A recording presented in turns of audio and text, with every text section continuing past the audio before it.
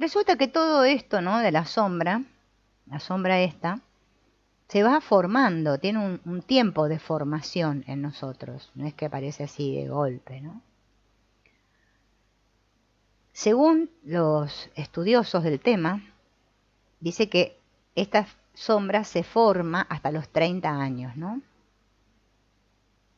Hasta que tenemos 30 años. Ves que hasta los 30 años todos somos bastante egocéntricos, ¿no? Nos pasamos todos estos 30 años decidiendo justamente cómo quiero ser y llevando a la sombra todos esos aspectos que es basura, lo ocultamos bien, ¿bien? Lo que ponemos bajo la alfombra. Y después llega un punto que todo eso empieza a salir, a pujar por salir, y ahí decimos, yo ahora tengo un despertar espiritual, ¿no? Necesitamos contactar con eso y nos pasamos todo el resto de nuestra vida, hasta donde tengamos de vida, de tiempo físico, ¿no? De vida, intentando justamente vaciar esa bolsa y sacarla a la luz, ¿no? Hay una historia que se llama La historia del hombre de las 7 máscaras, que es muy interesante, que se las voy a narrar ahora, para poder tomar conciencia de justamente esto que nosotros hacemos con la sombra. Érase una vez un hombre que tenía 7 máscaras diferentes, una para cada día de la semana. Cuando se levantaba por la mañana, se cubría inmediatamente la cara con una de sus máscaras. Después se vestía y salía para ir a trabajar. Vivía así sin dejar ver jamás su verdadero rostro. Pero una noche, mientras dormía, un ladrón le robó sus 7 máscaras. Y al despertar, se dio cuenta de que le habían robado y empezó a gritar, ¡al ladrón, al ladrón! Después se puso a recorrer todas las calles del pueblo en busca de sus máscaras. Las personas lo veían gesticular, jurar amenazas, ¿no? Y se pasó toda la jornada entera buscando al ladrón, pero fue en vano. Desesperado e inconsolable, se derrumbó, llorando como un niño. Todos intentaban reconfortarlo, pero nadie podía consolarlo. Resulta que por allí pasaba una mujer que se detuvo y le preguntó, ¿qué le pasa, amigo? ¿Por qué llora así? Él levantó la cabeza y respondió, me han robado mis máscaras, y así, con el rostro descubierto, me siento muy vulnerable. Consuélate, le dijo ella, mírame a mí, que desde que nací siempre he mostrado mi rostro. Él la miró durante un largo rato y vio que ella era muy bella.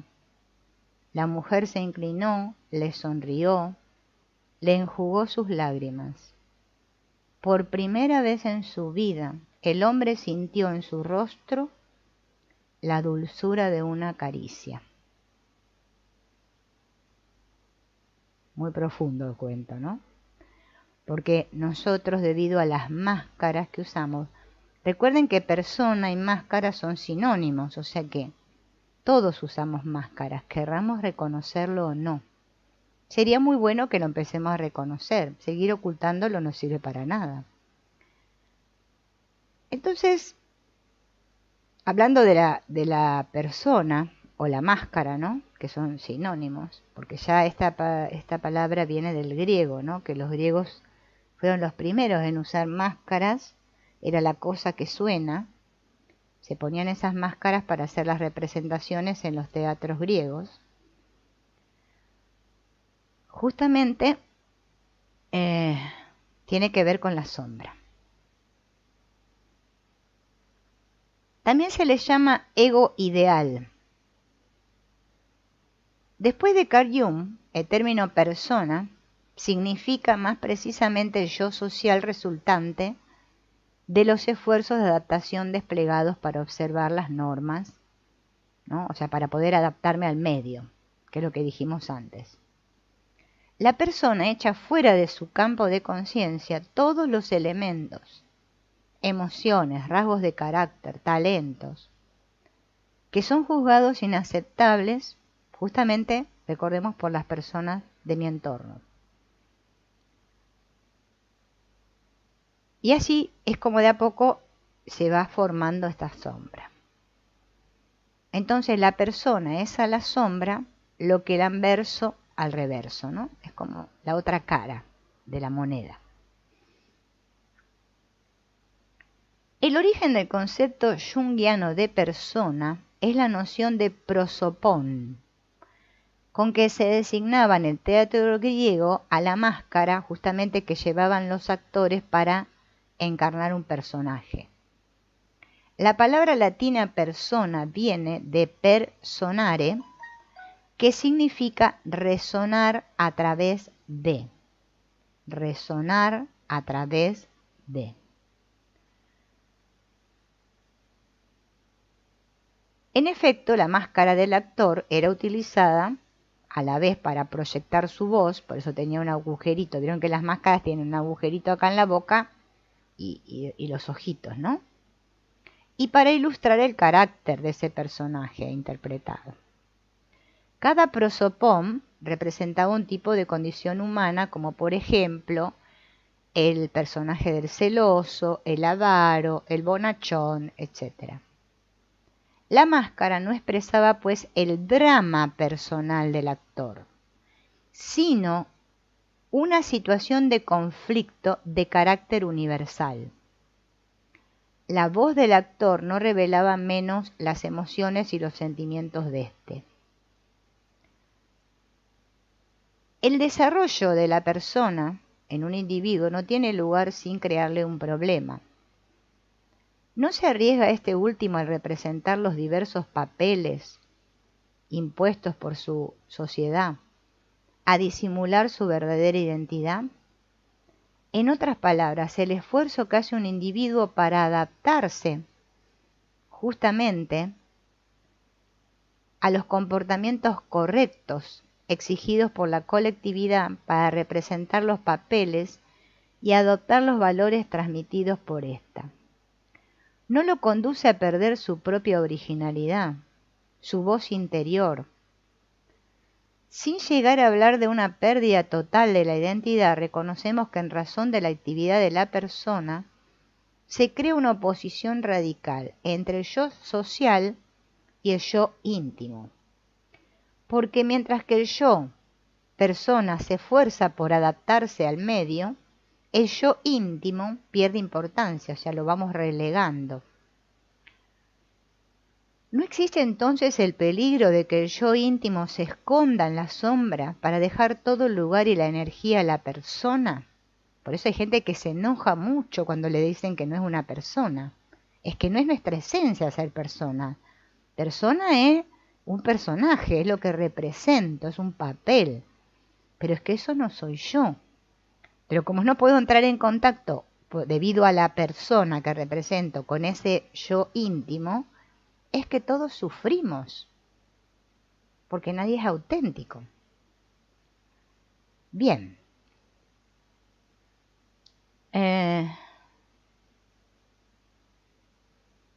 Entonces este yo íntimo se esconde, ¿no? Porque la persona está muy preocupada, por eso todos aquí nos preocupamos, somos grandes preocupones, y está muy bien preocuparse, porque así parece que soy adaptado. Esto es lo que hacía decir a Jung, siguiendo a los grandes maestros espirituales. Carl Jung decía, la máscara no conoce su sombra, o sea, la persona no conoce su sombra. Llegados a este punto, uno se encuentra enfrentado a la dificultad de tener que adaptarse a su entorno, sin deber por ello descuidar el crecimiento de su yo íntimo. ¡Qué dilema! De un lado, se debe promover el desarrollo de la persona, con el riesgo de obstaculizar la socialización necesaria del individuo en cuanto al otro. Se debe preservar el crecimiento de su yo íntimo, evitando dedicar demasiada energía a la adaptación al medio. O sea, ¿qué hago? o me adapto al medio, porque si no me van a decir que soy un inadaptado, porque veo que esa palabra también existe, ¿no? Soy un inadaptado. O me dedico a trabajar en mí mismo para descubrir esta famosa sombra. Entonces, la sociedad, ¿no? Como dijimos antes, ¿no? Que pasamos todos estos 30 años construyéndonos una máscara y después tenemos que desecharla y hacer el trabajo nosotros mismos. Nadie puede elegir el tener o no tener una sombra, la tenemos todos. Así que nadie se asombre de tener una sombra. Todos la tenemos. Lo que pasa es que no la vemos, ¿no? Bien. Y justamente esta sombra se genera porque tengo que representar un personaje. Porque si no estuviera obligado a adaptarme a una sociedad y representar un personaje, ponerme una máscara, la sombra no existiría. Entonces la persona, ¿sí? Nos permite a todos la persona adaptarnos al medio y comportarme en consecuencia. Pero llega un momento en que la adaptación al medio se vuelve patógena. Entonces traerá consigo la formación de lo que Winnicott, un famoso autor, dijo, el falso yo, el famoso falso yo, ¿no? Ese yo que no soy yo. Bien, todos tenemos el falso yo.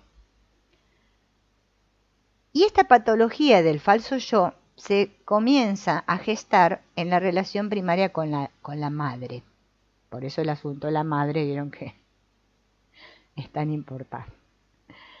Bien, si el niño de pequeño sufre demasiadas frustraciones, su adaptación al mundo materno se realizará de un modo defensivo. Si descubre en su madre o en sus educadores demasiadas reacciones incoherentes, no le quedará más opción que defenderse contra un mundo que él experimenta como una intrusión o una amenaza. En esas circunstancias, el desarrollo normal del yo social, o sea, la persona, se paraliza y el niño se construye una persona patógena. Esta adaptación enfermiza, lejos de servir al yo consciente, va a hacer que ese niño se aliene, ¿no? Aliene. Se va a alienar. La falsa persona ya no procurará adaptarse al medio de un modo normal, sino que se la ingeniará para protegerse del mundo, como ve al mundo como algo hostil, porque ya esto lo mamó de pequeño, ¿no? Porque tuvo justamente una madre de la cual el niño se tenía que defender. Entonces después me voy a tener que defender del mundo, ¿no? El individuo que se haya construido así, de esta manera patógena, va a formar una persona armadura y no se va a poder atrever a expresar sus verdaderos sentimientos y emociones, y va a manifestar únicamente esos sentimientos y emociones que son admitidos por sus educadores, ¿sí? Eso que la sociedad dice que está bien. Que voy a silenciar acá. Bien. Gracias a esta táctica, que el análisis transaccional, ¿se acuerdan que hemos hablado muchas veces, el desarrollado por Eric Berne, que habla del padre, del adulto y del niño? Eric Berne, o el análisis transaccional, denomina esto tráfico de sentimientos. Tráfico de sentimientos. El niño va a tener la impresión de que puede sobrevivir en un medio, ¿no? Por eso pelea contra el mundo, se defiende del mundo, porque él lo percibió insano y hostil. O sea, si tuvimos una familia, ¿no?, medio incoherente, que es lo normal, vamos a estar después en lucha contra ese mundo. ¿Por qué el niño termina en esta reacción de defensa? Justamente porque está representando esto, ¿no?, que aprendió. La experiencia que ha conducido al niño a esta reacción de defensa explica aquellos de sus comportamientos que tienden a manipular a las personas, por eso después decimos como hay tantos manipuladores, ¿no? Pero hay que pagar un precio por no ser auténtico. Cuesta plata no ser auténtico, es mejor ser auténtico. Si no soy auténtico, tengo que pagar un precio. Por no haber conseguido adaptarse de un modo normal a su medio social, la falsa persona será el origen de una sombra que se va a caracterizar por un profundo enraizamiento en el inconsciente y una virulencia particular. Bien, ¿cómo se forma la sombra virulenta y disociada?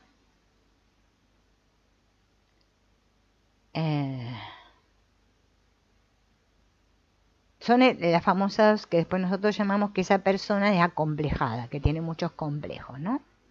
Esto lo trabajó mucho Carl Jung, habló mucho de los complejos. Y dice que cada complejo está compuesto de un conjunto organizado de imágenes, palabras y emociones, que forman una estructura autónoma y disociada del yo consciente.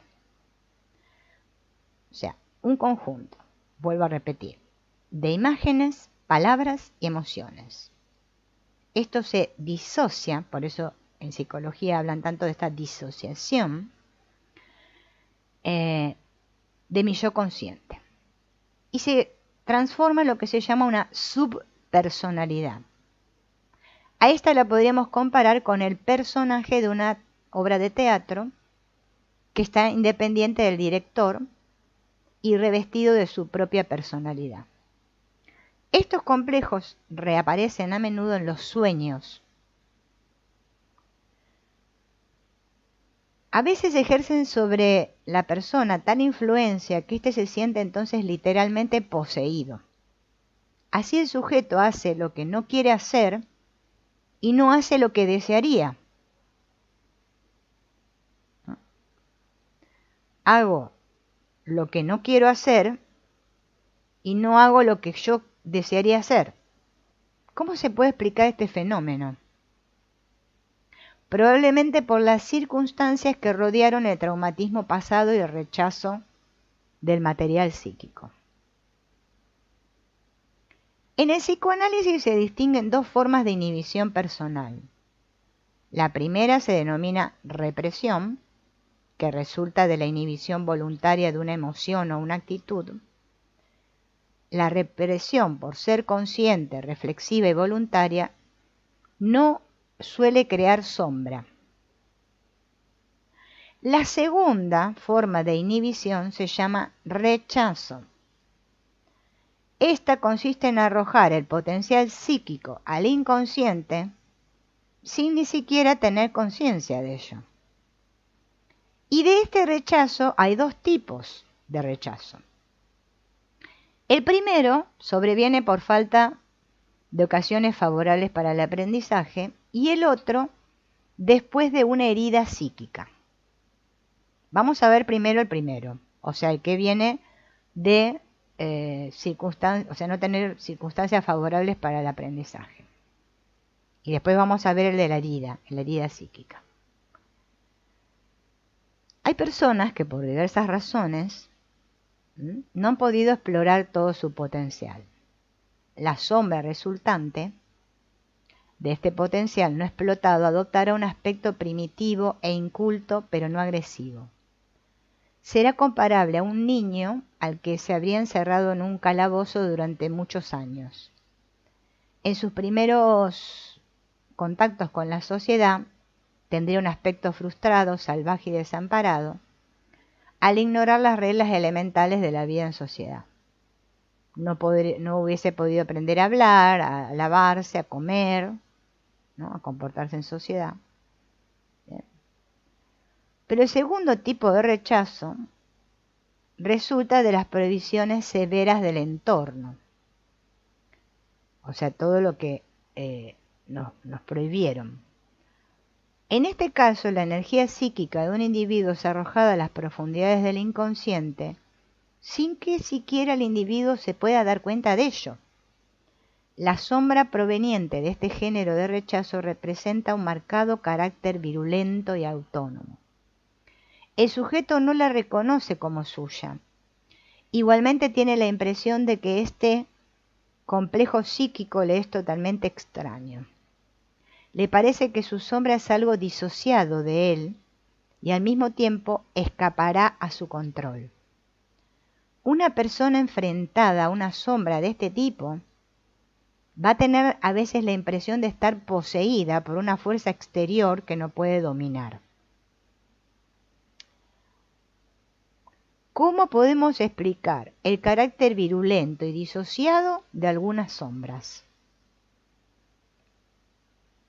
La mejor explicación sería que es necesario tener en cuenta no solo ese contenido psicológico rechazado, sino la manera en que ha sido rechazado.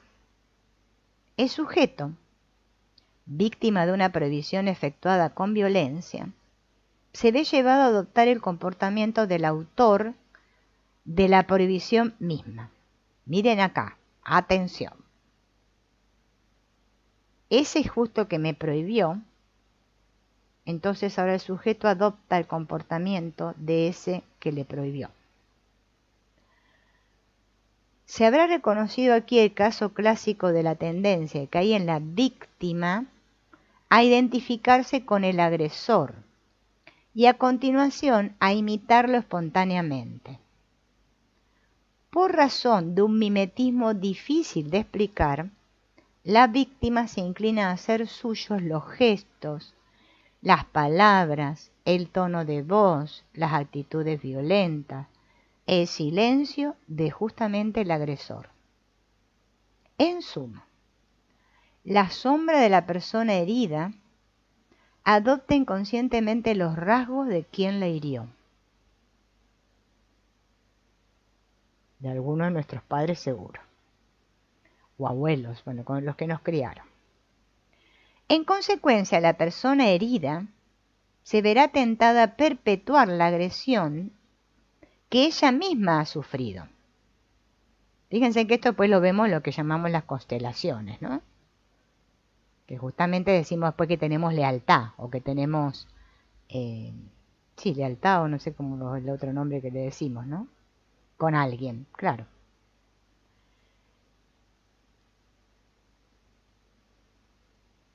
Y encima, la persona se va a acusar y se va a culpar e incluso llegará a automutilarse. Sentirá una necesidad compulsiva de atacar a la gente de su entorno. Prisionera inconsciente de una sombra tan virulenta, esa persona estará condenada a vivir alternativamente accesos de masoquismo, que sabemos que es cuando me daño a mí mismo, ¿no? Me castigo a mí mismo, y de sadismo, o sea, cuando castigo a los otros, ¿no? Aquí está el origen de los gestos violentos y las perversiones sexuales que los terapeutas observan en algunos pacientes. Bien. Parece ser que hay un tal Robert Bly, que fue un poeta y un pensador americano. Bly, se escribe Bly. Creo que se pronuncia Bly. Que llamó a la sombra saco de desperdicios. Saco de desperdicios. Bien.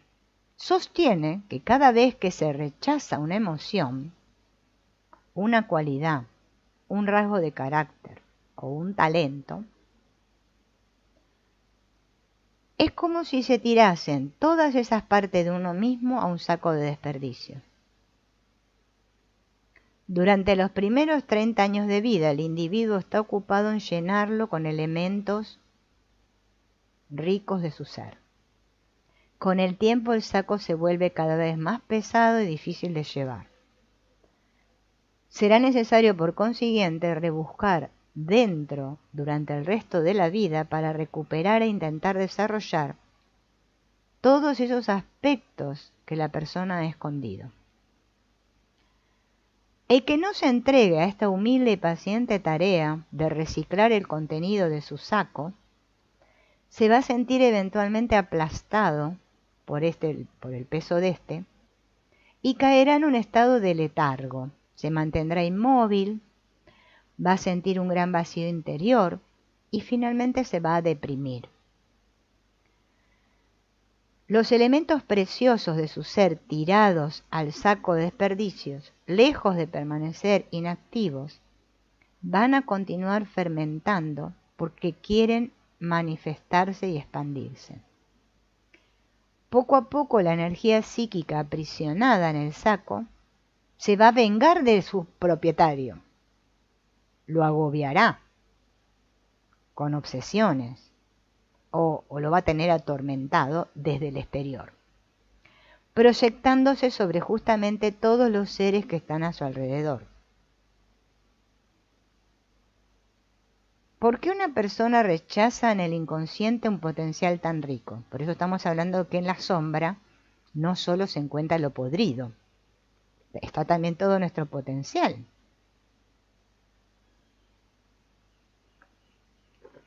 Por eso lo que estuvieron estudiando conmigo, todo esto de Antonio Blay, que él lo llama de otra manera, él dice que nosotros tenemos el potencial, pero no lo desarrollamos. Por eso habla mucho del expresar Antonio Blay, y por eso habla mucho de este yo experiencia. Justamente él apunta a esto, a que nosotros tenemos un potencial, que somos un potencial de inteligencia, de amor, felicidad y de energía. Pero como no lo expresamos, no actualizamos todo esto. Lo seguimos teniendo ahí, en el saco. Entonces, ¿por qué hace esto la persona? Porque justamente la persona tiene que sobrevivir, ¿no?, en un medio que le prohíbe ser ella misma. Y entonces, para no sentirme excluido, no puedo ser yo. Este miedo, ¿sí?, que puede ser real o imaginario, presenta varias modalidades. Tengo miedo a perder el afecto de mis padres y mis seres queridos. Miedo a quedarme aislado. Miedo a sentirme marginado. Miedo a ser ridículo. Miedo a tener vergüenza. Miedo a no ser correcto o normal. Miedo a no triunfar. Miedo a quedar fuera de las normas recibidas, etcétera, etcétera, etcétera. Bien. Para ilustrar los daños causados por este miedo a ser rechazados, vamos a ver casos de niños que debieron inhibir más o menos conscientemente la expresión de sus emociones, las cualidades, los rasgos de carácter o talentos, para que nosotros podamos, mediante estos ejemplos, poder hacer estas asociaciones y comprender, ¿no? Había un padre de familia que se ponía muy nervioso y tenso y se encolerizaba cuando sus hijos se divertían y hacían ruido. Y no me digan que esto no sucede, porque sucede. A veces, en vez de ser el padre, es la madre, que quiere que los hijos sean momias. Así, quietito. Me causaba mucha ira el Señor que los niños se diviertan y hagan ruido. Ellos comprendieron rápidamente que entonces no tenían derecho a ser niños, a gritar, a jugar, porque papá se enojaba. El comportamiento restrictivo del padre se explicaba porque justamente él mismo tampoco había podido vivir su infancia, porque parece ser que había tenido que trabajar de joven. Fíjense los hijos de este hombre cómo reprimen justamente esa parte de ellos, la rechazan por miedo a papá que se va a enojar. Otra familia, todos los miembros tenían que ponerlo todo en común y hacerlo todos juntos. Era la norma. Los niños se vieron conducidos muy pronto a inhibir toda forma de afirmación de sí mismos. No podían disfrutar de un espacio propio. No podían tener intimidad. o tener sus propios secretos, porque había que hacerlo todos juntos.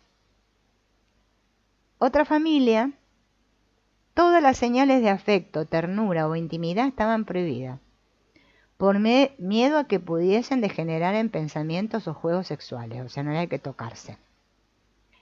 Pero al mismo tiempo, sin darse cuenta, los padres estaban favoreciendo comportamientos marcados por la frialdad, la distancia, incluso el desprecio de unos hacia otros.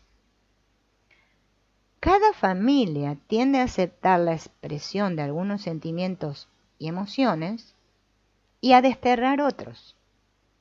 En un hogar, por ejemplo, se tiene derecho a tener miedo, a tener un aspecto sufriente o débil, pero no hay derecho a mostrarse fuerte, autónomo o radiante de salud. En otra familia, la norma puede ser que hay que mostrarse fuerte y sano, eso está bien, y nunca ser dependiente, ni enfermo, ni sufriente. Esto también ocurre cuando el niño va a la escuela, así como hemos ido nosotros, y algunos maestros regañan a sus alumnos porque son lentos o poco dotados. Y estos alumnos comprenderán que con esos maestros no podrán mostrar su lentitud para comprender, haciendo preguntas o tomándose el tiempo para resolver un problema.